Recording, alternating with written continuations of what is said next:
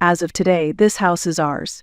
Everyone else, please leave, said the unexpected relatives who visited. It was only a few days after Bradley passed away. 9 of them appeared out of nowhere at our house, claiming it was theirs. I just laughed at this. They, knowing nothing, looked at me suspiciously and demanded an explanation. Don't you know? Actually, this house is already mine, I challenged them, and revealed the wish Bradley had entrusted to me. Hearing this, they were shocked, their faces turning pale. I, Hazel Thompson, am 52 years old and work in the kitchen of a dining establishment. Hazel, can you work overtime today? No, manager, I've already told you that I can't. That's right. Her husband is still hospitalized, so we should have asked someone else to cover until he returns. My apologies, Hazel.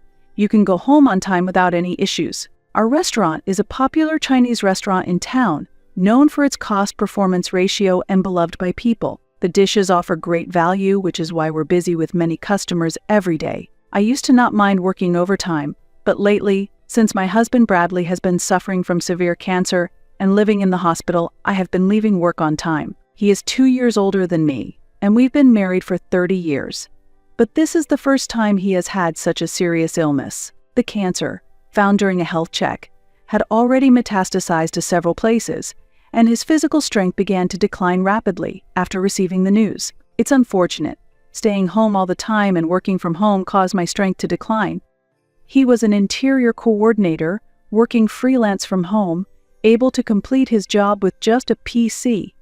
Thanks to him, I was able to avoid doing household chores and work freely all day. However, since he fell ill, I asked for consideration at work and adjusted my working hours. I start early in the morning and leave early when the shop starts to get busy. I want to provide his care as much as possible and have asked those around me to allow this. Everyone, I'm sorry for always causing trouble. What are you saying?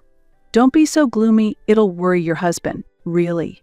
Just act cheerful and take good care of him. Don't worry, the manager will take care of everything if something happens. Who do you think we are? Laughed my colleagues, joking around. When I asked, everyone accepted without any complaints. Moreover, they even suggested I leave early. The manager was concerned about my financial loss and adjusted the shifts to create the current work schedule. I am grateful to be able to work in such a wonderful workplace. When peaceful days return, I intend to properly reciprocate. Thinking this, I expressed my gratitude to my colleagues and signed the attendance book. I quickly prepared and hurried to the hospital. Ah, you must be Mrs. Thompson.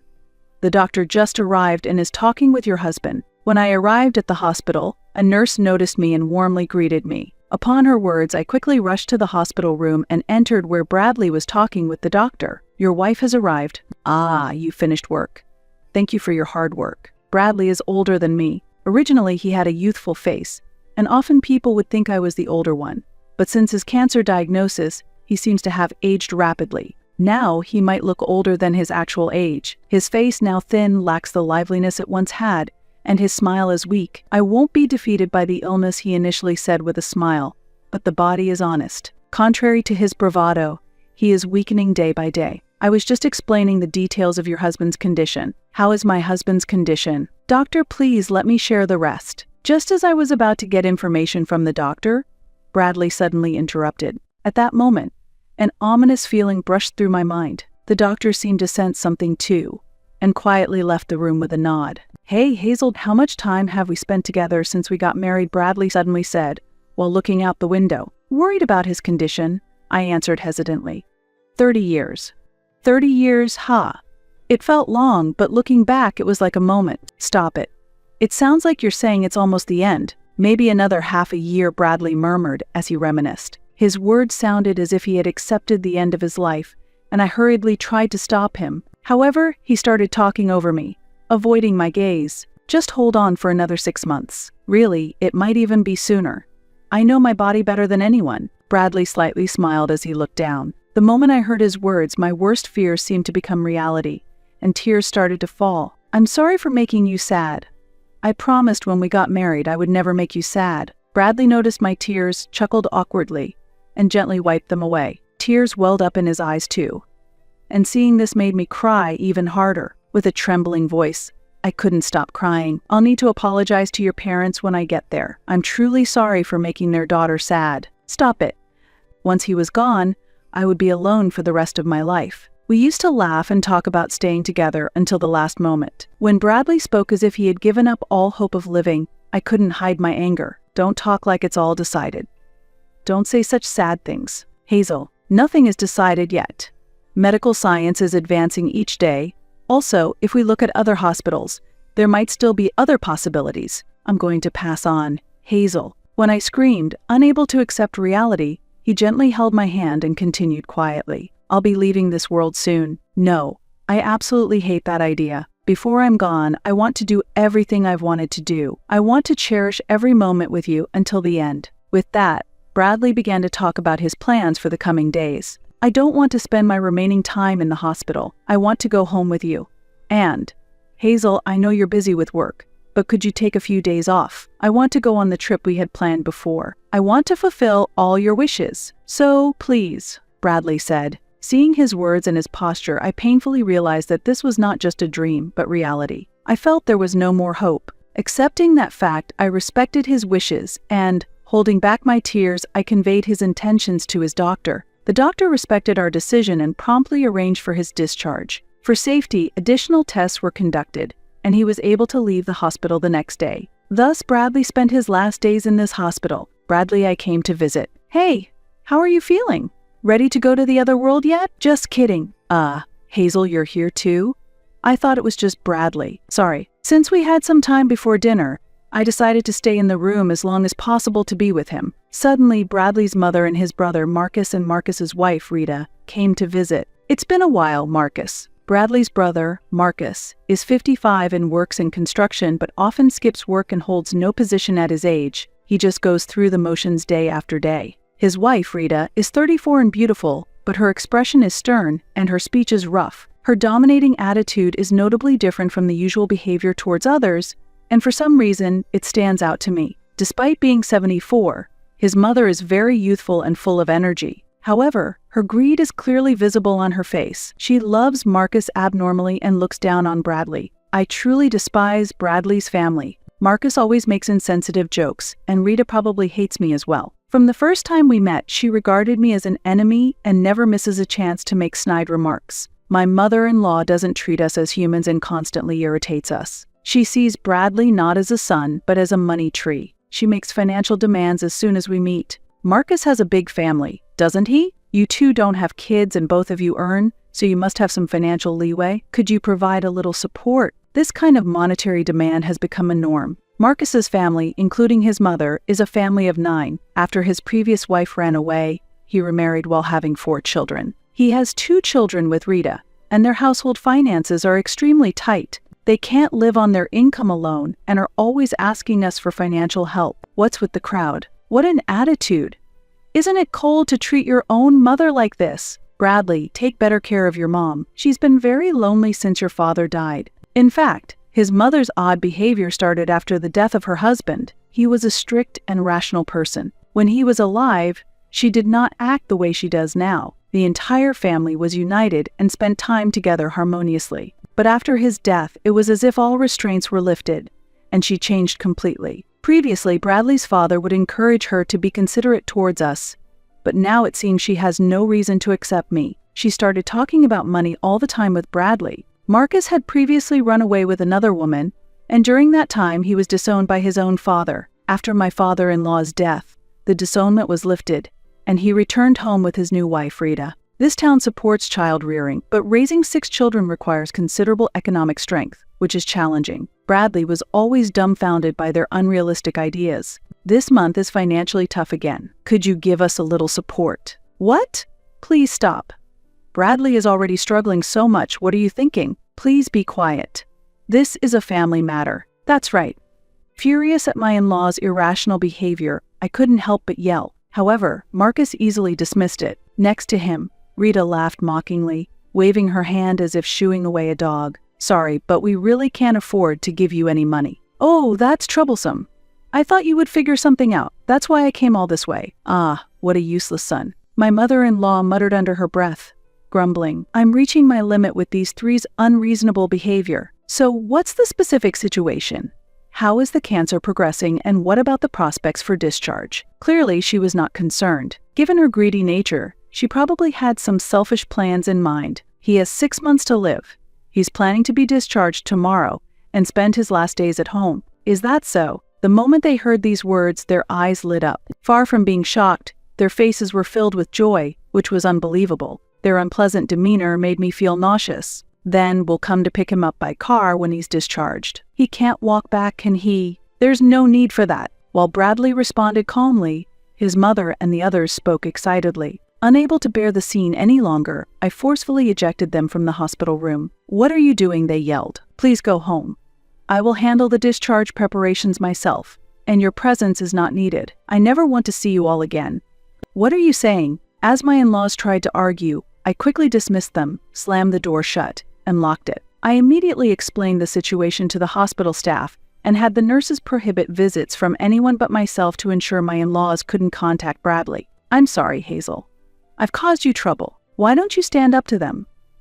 They ridicule you and use you." I pressed him, my anger rising. Why should such undeserving people live at ease while someone like Bradley must suffer? It might seem irrational, but I felt I couldn't bear it unless I lashed out at someone. I still loved Bradley deeply and didn't want to accept that he would be gone. I didn't want to confront them and burden myself. So I was glad you spoke up clearly. "Hazel, that's why I have a request for you." "A request?" Bradley then entrusted me with a significant task that was so unexpected, I couldn't hide my surprise on the spot. Yet he was utterly serious. With a grave expression, he emphasized, "Please, this is my first and last request." "Understood." I promised to fulfill it. After that exchange, I took custody of a specific item from Bradley and went home for the day. The next day, before my in-laws arrived, I quickly helped Bradley to get discharged from the hospital. We returned home, but there was a lingering fear that his family might soon show up. Determined to protect Bradley from them, I decided to slightly alter his wish. Eventually, instead of staying at our home, I asked an acquaintance if we could live in their villa for a while. "It's sad to leave our home, but as long as you are with me, anywhere is home." Bradley smiled shyly at that, and I couldn't help but blush. After explaining the situation at work, I took a long leave of absence. My wish was to be by Bradley's side until his last moments. With the help of friends, Bradley spent his remaining days quietly, and his end came peacefully. 6 months later, he quietly passed away. At the funeral, I saw my in-laws for the first time in a long while. I was on guard, expecting them to say something, but instead of showing sorrow, they just looked at me and smiled smugly. The moment I saw their unpleasant smiles, I felt a chill. What could this possibly mean, I wondered. Soon, I would come to understand the meaning behind their laughter. After the funeral, as I was sorting through Bradley's belongings at home, the doorbell rang. When I opened the door, there stood my mother-in-law and Marcus, laden with numerous bags. "We finally found you.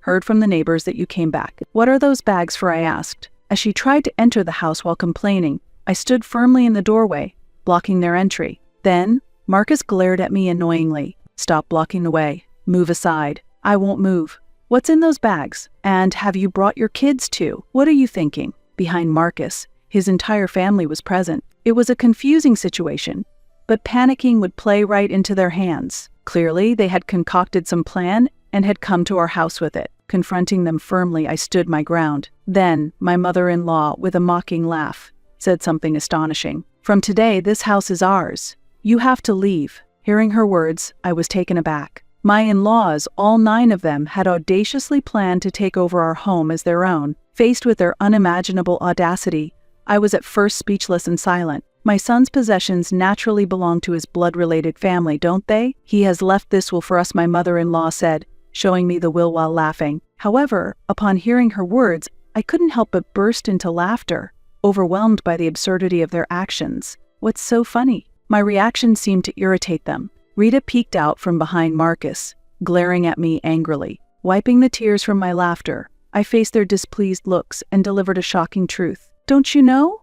Actually, this house is already mine." "What?" said my mother-in-law. "What?" echoed Marcus. My statement left them baffled and dumbfounded. Their clueless expressions brought another wave of laughter from me. But composing myself, I went to fetch some important documents from another room to deliver even more astonishing news. "As you can see, I am now officially the owner of this house." Bradley had already transferred the ownership to me while he was still alive. "What are you talking about?"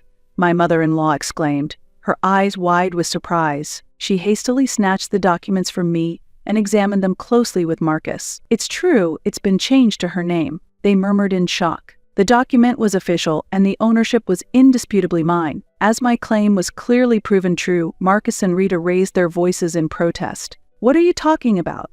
How come Bradley doesn't own the house anymore?" Unfazed by their shouts, I calmly continued.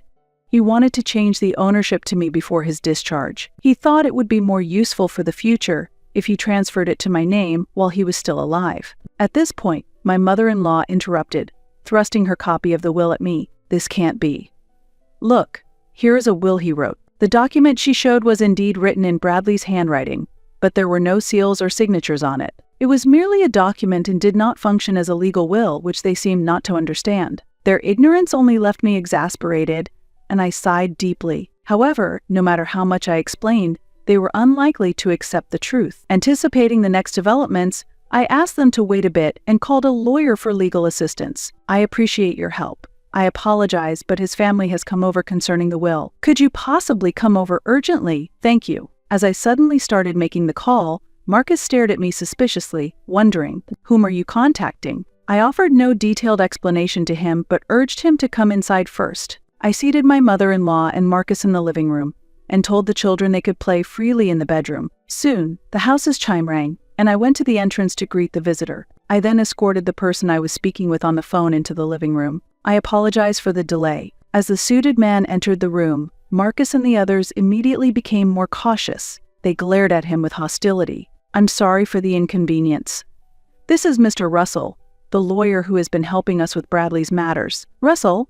I called you because my mother-in-law brought a will." A lawyer, upon learning Russell's identity, my mother-in-law exclaimed in astonishment. "I got acquainted to him through a friend of the owner of the villa we were renting, and he had been briefed on the matter. Although he was young at 30 years old, causing Bradley and I to feel uneasy initially. He was reputed among his friends for his quick thinking and especially strong handling of family disputes. After a face-to-face meeting, we trusted him completely. Bradley and I had explained the entire situation regarding the inheritance and family troubles to Russell, and formally hired him as our lawyer. My in-laws seemed completely unaware that Bradley had hired a lawyer. They looked astounded, as if they had not been informed at all. Marcus and the others were also wide-eyed and at a loss for words. "Allow me to reintroduce myself. I am Russell. I am here at Bradley's request. I will be recording this conversation as legal evidence." Unlike Marcus, who dressed flamboyantly, Russell had a simple appearance with black, short-cut hair and clean, straightforward glasses. My mother-in-law seemed to forget why she came to the house as she was taken by Russell's presence. Russell greeted politely, prompting them to reflexively accept his business card. Seeing his business card and lawyer badge, my mother-in-law straightened her posture upon realizing he was a legitimate lawyer. Marcus and Rita also straightened up, showing tense expressions. Afterward, Russell and I sat on the sofa, facing my in-laws to start the conversation. Russell expertly operated the voice recorder, and the discussion began. "May I take a look at the will you have brought?" Russell asked in a composed tone. Perhaps feeling somewhat intimidated by his question, my mother-in-law's hand trembled slightly as she handed over the will. She was probably worried about not being able to secure the inheritance without someone like a lawyer to back her up. It's difficult to maneuver words cunningly against an experienced lawyer. She seemed concerned that the proceedings might turn unfavorable for them. Regardless, Russell calmly read through the will. After finishing, he looked at me and nodded slightly. "Thank you. I will return this to you now," he said, handing the will back to my mother-in-law with a polite smile. His reaction only fueled her anxiety further. "Was that really Bradley's will?" she asked. "Yes, indeed, it appears to be Bradley's will," Russell confirmed. "See, with this, the house becomes ours," she suddenly began to assert confidently. However, Russell promptly tempered her expectations by adding, "That will is an older version, though." "What do you mean?" the mother-in-law exclaimed in surprise. "It seems you did not catch that." "Indeed, the will presented is Bradley's, but the date is old. The will that is officially recognized as valid is this more recent one," Russell clarified. He then pulled out a newer will from his bag. This will was more recent than the one my mother-in-law had, and it read, "I leave all my assets to Hazel.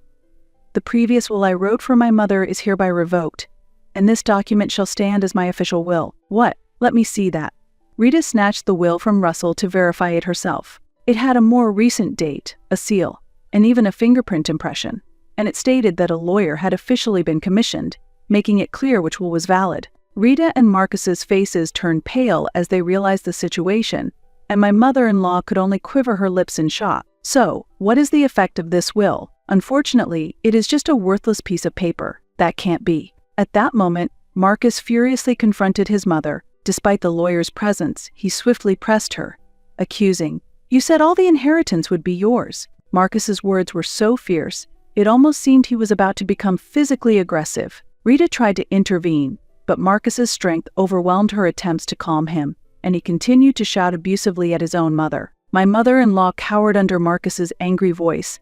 The scene was truly chaotic. Seeing this, I sternly glared at Marcus and spoke in a calm voice. "Please stop causing a disturbance in someone else's home. It's really troublesome." "What did you say?" Marcus retorted. "If you cause any more trouble here, Russell will confirm everything, and if necessary, we will consider taking legal action." The mention of Russell's name seemed to snap Marcus back to reality. He was facing a lawyer. No matter how much Marcus, who was not well versed in law, resisted, it was futile, and he nervously sat back down on the sofa. By the way, did Bradley truly write this will himself? I asked my mother-in-law amid the now silent room, as she claimed that Bradley willingly wrote the will during his hospital stay. I waited quietly for her to elaborate. "Yes, he did. Bradley wrote it for me while he was in the hospital," she said, unable to hide her irritation. "Really? Was Bradley happy to write it?" I probed further. Her irritation was evident as this questioning began to feel like an interrogation. "Enough already." "That's what I've been telling you. What are you trying to ask?" Rita interjected sharply, and my mother-in-law nodded in agreement. I caught Russell's eye and gave him a signal. Receiving my cue, Russell adjusted his glasses and nodded affirmatively to me. This was his way of giving the green light, and I was about to reveal a significant fact to my in-laws. "That's an interesting story, but it seems a bit off. Actually, hospital surveillance cameras recorded you forcing Bradley to write the will." As I spoke, I pulled out my laptop from my bag and inserted a USB drive provided by the hospital into the computer's port. Bradley had confided in Russell that he was coerced into writing the will. We informed the hospital of this fact, and they were cooperative, providing us with the surveillance footage. I quickly downloaded the data and displayed the video on the screen. "We'd be in trouble if you died and the inheritance didn't come through," my mother-in-law could be heard saying in a threatening tone as she coerced Bradley to write the will. The footage clearly showed her pressuring Bradley to write the will, with Marcus and Rita also present and involved. "If you don't want anything bad happen to your wife, just write the will quietly," they could be heard urging Bradley in the video. "Hey Bradley, just sign this and nothing will happen to her, so don't worry." This video was taken 3 days before Bradley left the hospital. My in-laws were questioning Bradley about the progression of his cancer to secure the inheritance. "No, it's not like that. It was just a joke that went too far, really. I saw a drama before going to the hospital where the villain looked so cool. I just imitated it without thinking. I didn't mean it seriously, please forgive us." As the situation turned against them, they hastily began to make excuses. Their words only fueled my anger further, and I sighed at their unsightly demeanor. If you had admitted it honestly, it would have been one thing, but trying to hide it clearly shows intent. "Russell, can we apply charges of extortion based on this?" "Absolutely, the statements provide sufficient evidence." He smiled broadly as he picked up the voice recorder. Marcus and Rita, realizing they had forgotten about the voice recorder, showed their astonishment. "That means, including compensation for the victim, we will be filing for damages against all of you." "This can't be true." "Wait a minute, Hazel.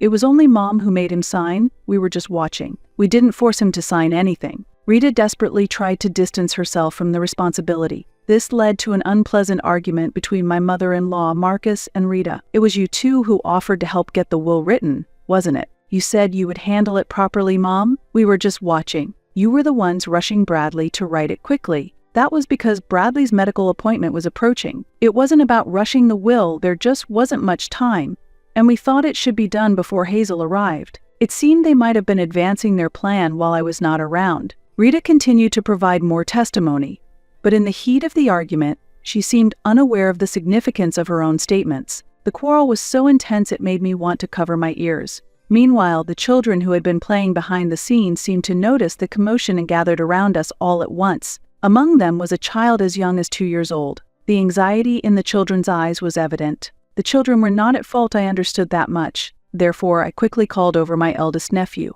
a 5th grader, and guided the children to another room so they wouldn't have to witness the unsightly fight among the adults. He couldn't grasp what was happening. but he took his brother and sister to the room as instructed. Once the children had left, I calmly criticized the three adults. Isn't this shameful? What kind of parents are you? What are you talking about? Denying your own responsibilities and blaming each other in front of the children. Don't you think it's pathetic? You're just trying to escape responsibility. Upon hearing my words, Rita suddenly remembered the children who had left, and she showed a remorseful attitude in front of me. I truly am sorry. I acknowledge everything, not just the threats. Please forgive us. Marcus and his mother also quickly apologized next to Rita, trying to gain some forgiveness. We need to support our children, so please help us with the financial part. I also don't know how I'll manage from now on. If we are charged with damages, we're done for. Please overlook this. If there is a sin, I will atone for it. They were begging for forgiveness while crying. However, their attitude only fueled my anger further. In the end, all you think about is yourselves and money. I can't sense any real remorse from you. That's not the intent. It's just that we're financially strained, and we wanted you to understand our situation. Do you realize that saying such things just sounds like you're making excuses? Caught by my words, Marcus involuntarily fell silent. His mother and Rita likely felt the same. Without giving them a chance to apologize further, I threw even harsher words at them. I have no intention of forgiving you. If you truly are concerned about your children, you should be looking to increase your work to repay your debts. Isn't everything that happened a result of what you did to Bradley? It's all your fault. Yet, why should I forgive you? It's unreasonable. They were left speechless, with no room to argue. If you understand, then please leave. This house is important to me, and I have no intention of living with you. Hazel, please forgive us. We were wrong. Hazel, please help us. They begged for forgiveness, but I coldly refused them. If you say another word, I'll call the police. Finally, fearing the threat of the police, they showed signs of panic. They quickly gathered their children and belongings and left the house. Russell and I watched their departure with a cool gaze, and we immediately locked the door after they left. We sighed in relief, finally settling the matter. Afterwards, I asked Russell to promptly initiate the process for claiming damages. He had already prepared everything, and the claims process proceeded smoothly. The three were charged $30,000 in damages for coercing Bradley into signing the will. Unable to pay the large sum, they proposed a settlement, but I made no concessions. I will insist on full payment. Because I refused to negotiate, their lives changed significantly. My mother-in-law had to care for 6 children alone from morning to night,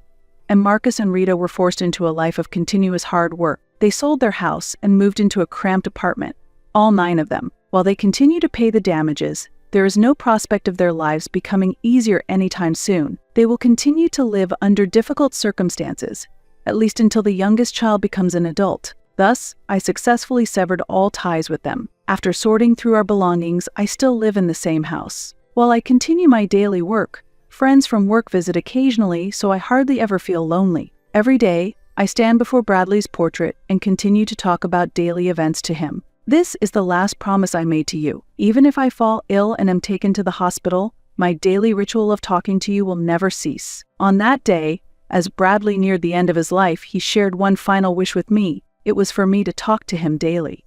I love your voice and our conversations more than anything, so I hope you will keep talking to me every day, so that your voice can reach me even in heaven. After he passed away, I solemnly vowed to keep the promise I made to him. Until the day I depart to join him, I will maintain our bond by never missing a day of talking to him.